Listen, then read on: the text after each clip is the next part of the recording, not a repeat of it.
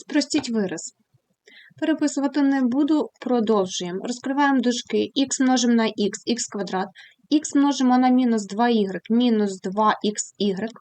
Далі, увага, нам потрібно змінити буде знаки на протилежні. Х мінус y у квадраті. За формулами скороченого множення є в довідкових матеріалах а мінус b у квадраті дорівнює а квадрат, відняти подвоєний добуток 2аб плюс квадрат другий рази плюс b квадрат.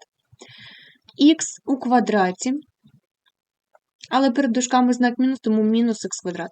Далі має бути мінус подвоєний добуток. Мінус 2xy, але перед дужками мінус змінюємо знак на протилежний, плюс 2xy.